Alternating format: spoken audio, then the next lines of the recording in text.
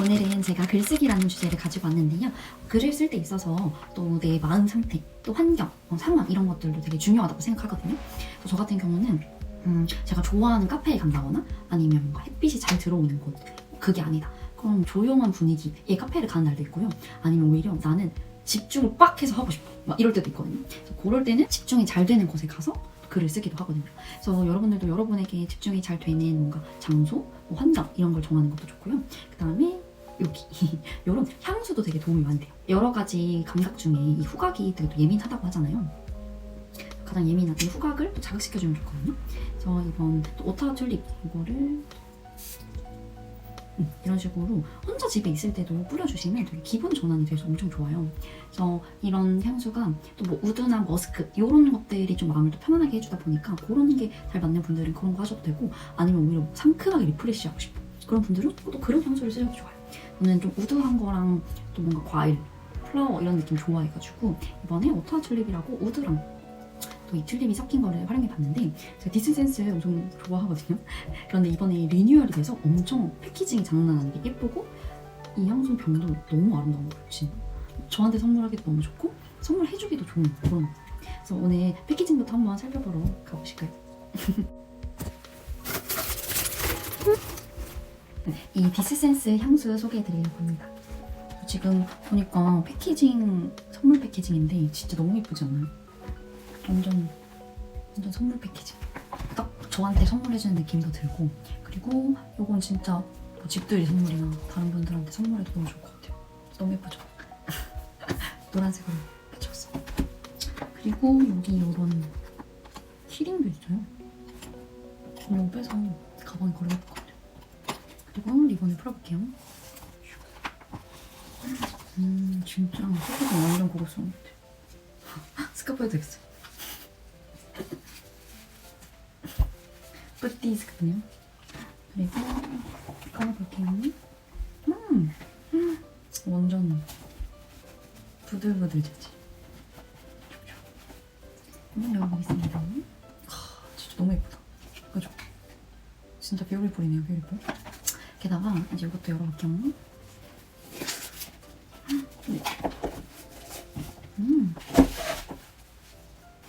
칼이 깔려요.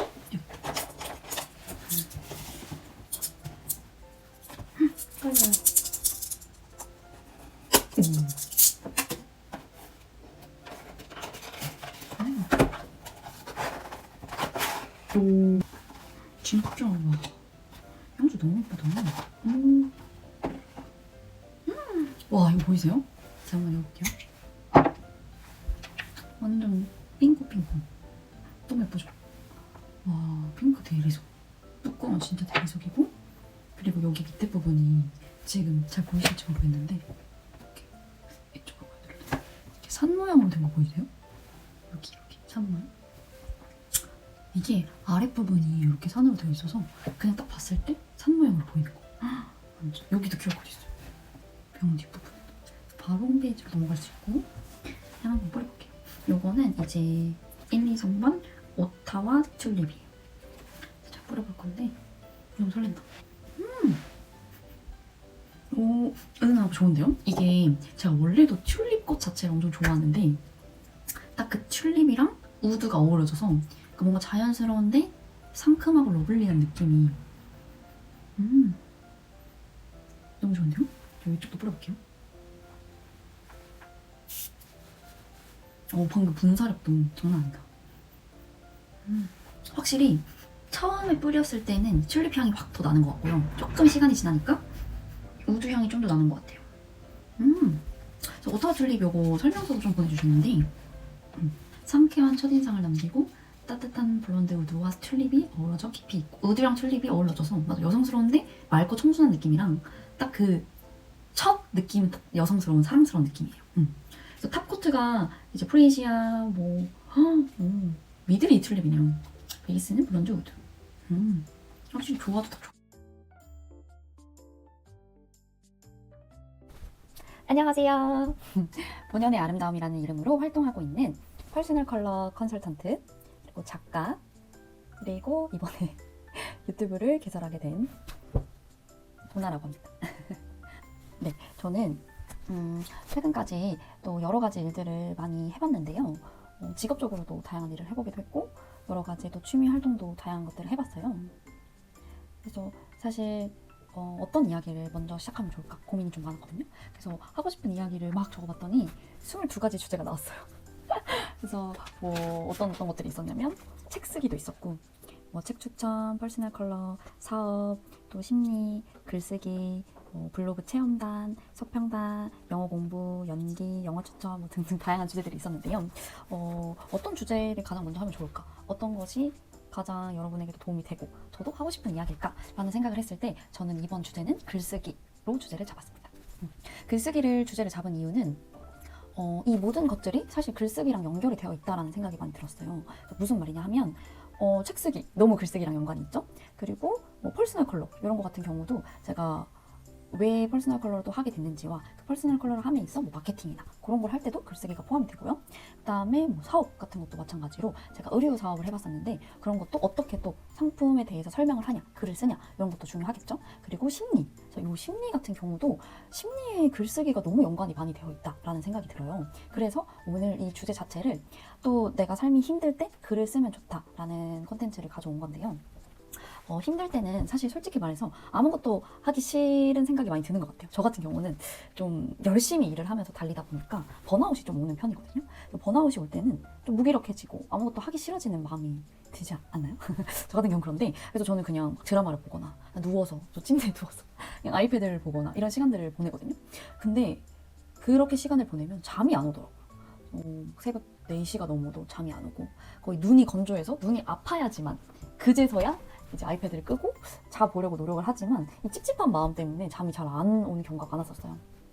그리고 제가 이 심리를 공부하게 된 계기가 실제로 저 스스로에 대해서 너무 궁금하기도 했고 그때 한창 자존감이 엄청 유행이었었어요.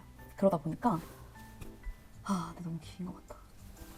네, 심리랑 글쓰기랑 연관이 아주 많이 되어 있다고 생각이 드는데요. 왜 그렇게 생각을 하냐면 심리 같은 경우는 내가 어떤 심리인지 알아야지 그걸 좀 해결해 갈 수 있잖아요. 게다가 심리 상담을 받는다고 해도 정답은 사실 나에게 있고 그 심리 상담사 선생님은 이 내담자가 이 상담을 받는 사람이 어떤 마음을 가지고 있고 어떻게 했으면 좋겠는지 지금 어떤 감정을 가지고 있는지 그거를 알려주는 그 단계라고 생각이 들어요. 그래서 사실은 정답은 나에게 있기 때문에 심리 상담사님을 만나서 과제를 하면서 생각을 하면서 나의 마음을 찾아가는 거라고 생각이 들거든요.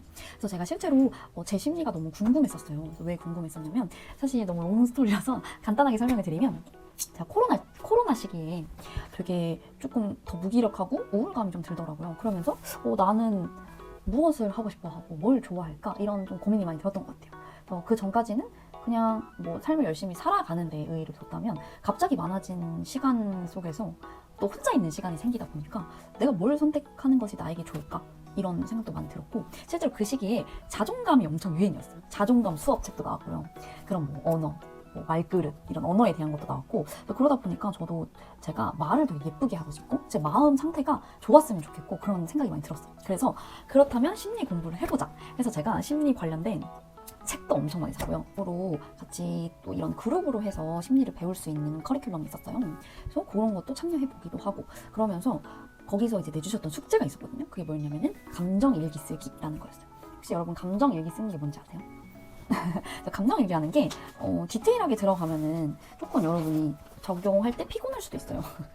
피곤할 수도 있다? 근데 저 같은 경우는 처음에 좀 많이 힘들었거든요. 그래서 그 감정 일기를 쓰고 알아가고 인지하는 데만 해도 시간이 많이 걸렸거든요. 그래서 저는 오늘 그거보다 조금 더 낮은 단계의 감정 일기를 쓰는 법을 알려드리려고 해요.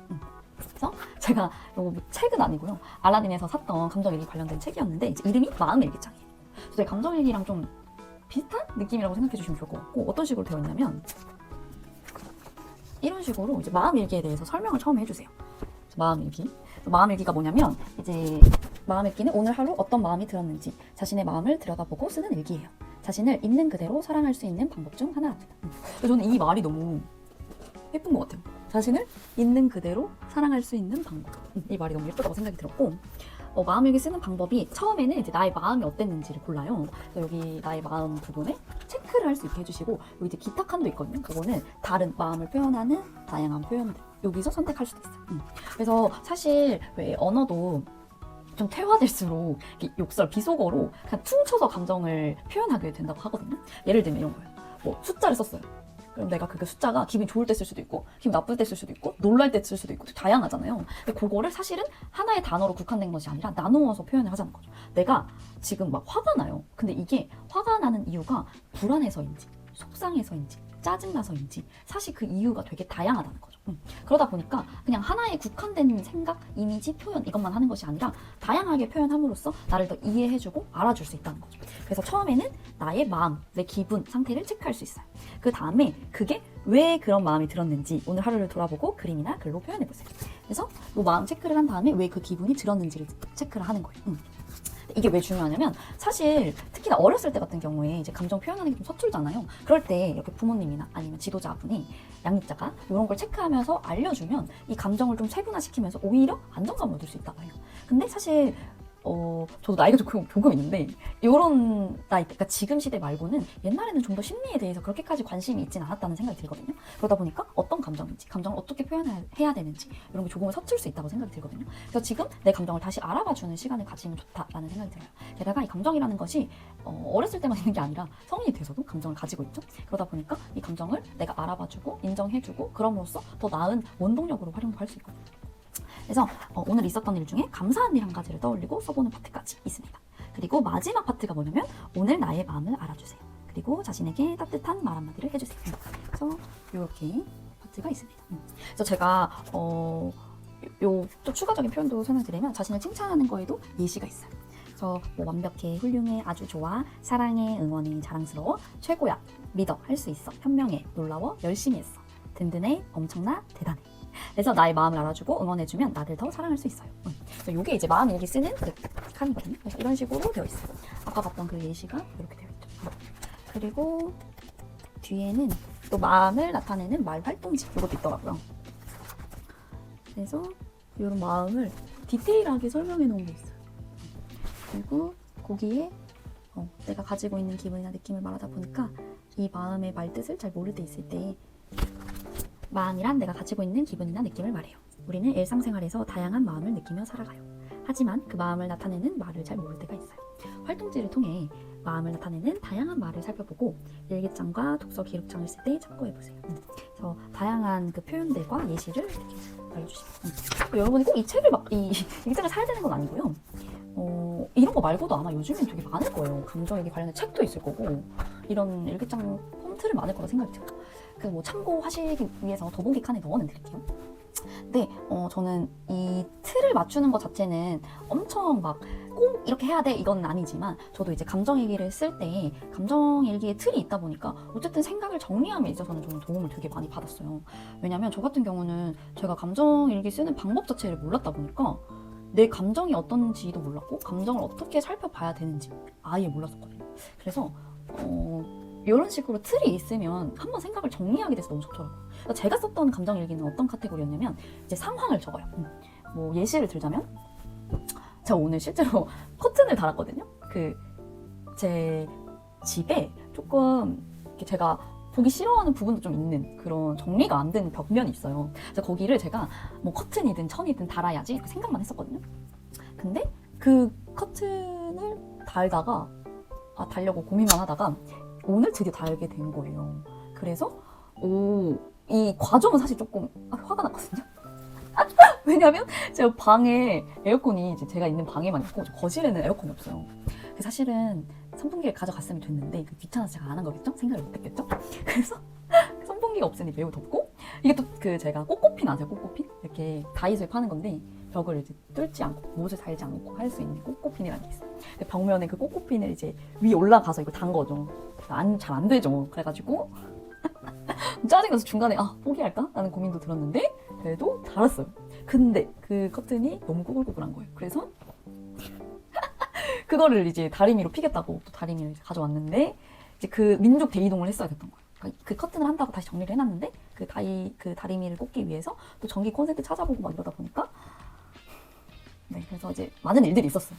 그래서 사실은 제가 오늘 이 녹화를 예쁜 스타벅스 카페에 가서 하려고 했거든요. 그래서 제가 정해진 시간이 있었어요. 집에서 나가려고 한 시간. 원래 제 계획은 밥도 먹고 여기서 나가서 거기서 녹화를 하는 거였는데 그 커튼을 다 달고 다리미질도 하고 정리를 하고 보니까는 시간이 없는 거예요. 그래서 제가 살짝 좀 이렇게 현타가 왔거든요.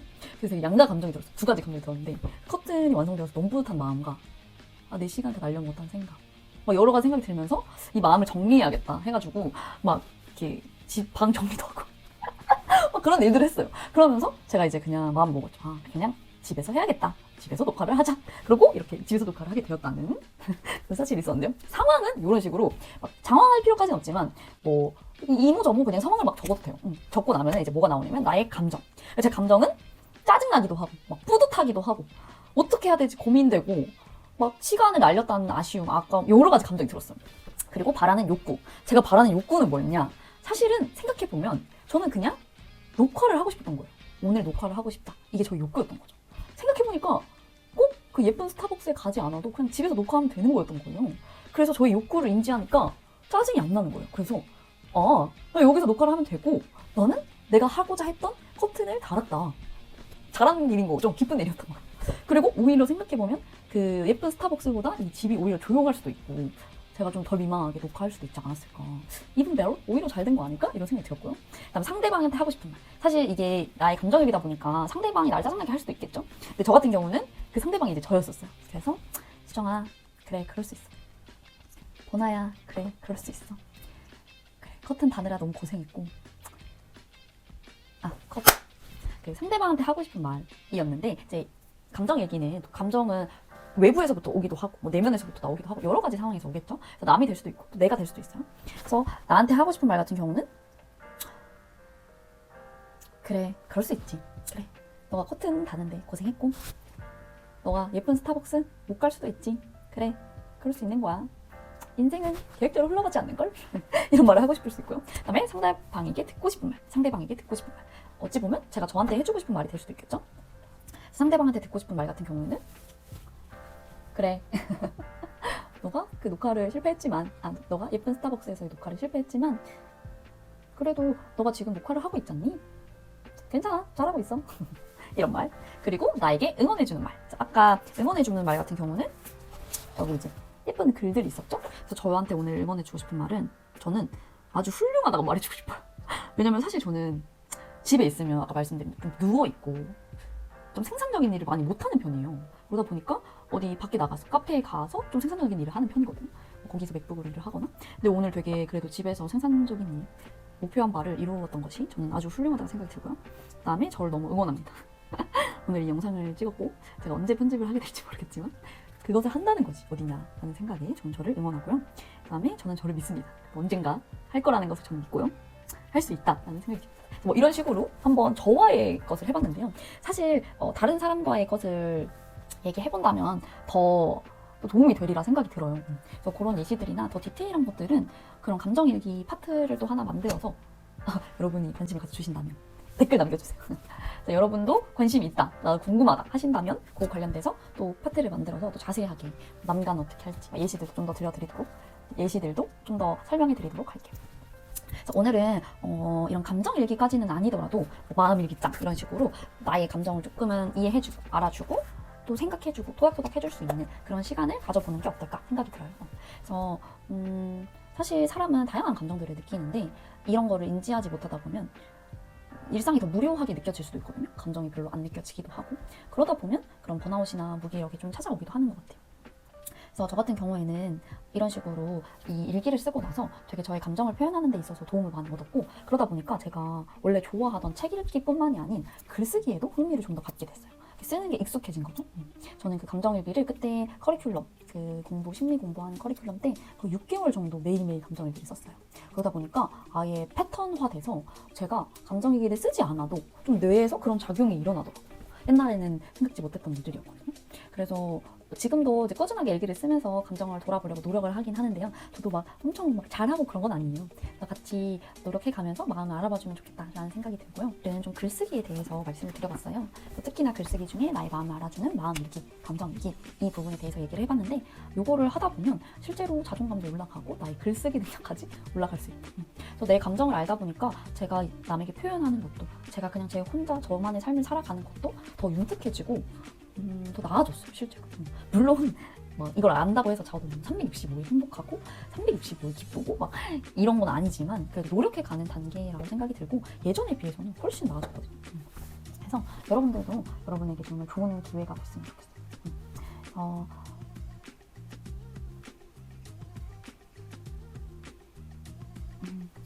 힘든 시기에 있는 분도 있다면, 힘든 시기에 있는 분이 계시다면 한번 너무 막 틀에 얽매인다기보다는 내가 좀 어떤 마음일까, 내가 어떤 감정이었을까 이런 것들을 좀 마주해보는 시간을 가져보면 좋을 것 같아요. 혼자가 어렵다면 이런 뭐 책의 도움을 받아도 되고, 그리고 요즘 유튜브에 좋은 영상 많으니까 그런 영상의 도움을 받아도 되고, 그런 식으로 하나하나 해가면 어떨까 생각이 듭니다. 그래서 다음 시간에는 책 쓰기 관련된 거나 아니면 퍼스널 컬러, 사업, 심리, 다양한 주제가 있다 보니까 어떤 부분으로 먼저 또 찾아뵈면 좋을지 고민이 되는데요. 혹시 뭐 궁금한 거 있으시면 댓글 꼭 남겨주시고, 그 이야기가 듣고 싶다 하시는 거 있으면 댓글 꼭 남겨주시고, 그런 거 외에도 뭐 재테크나, 제가 또 팟캐스트도 했었거든요. 팟캐스트나 그리고 뭐 얼굴형 관리 이런 거, 그리고 MBTI, 제가 또 심리 과몰입, MBTI 과몰입이거든요. 그리고 타로, 그리고 뭐 인간관계, 그리고 면접 꿀팁 이런 것도. 그래서 그런 거 외에도 뭐 연기 관련된 것도 있고요. 사실 하고 싶은 이야기는 너무 많은데 뭘 좋아하실지 몰라서 고민이 좀 듭니다. 그러면 다음 시간까지 행복하고 즐거운 감정을 알아봐주는 시간 되길 바라겠습니다. 지금까지 본연의 아름다움이었습니다. 여러분 감사해요. 구독과 좋아요도 눌러주시면 너무 감사합니다.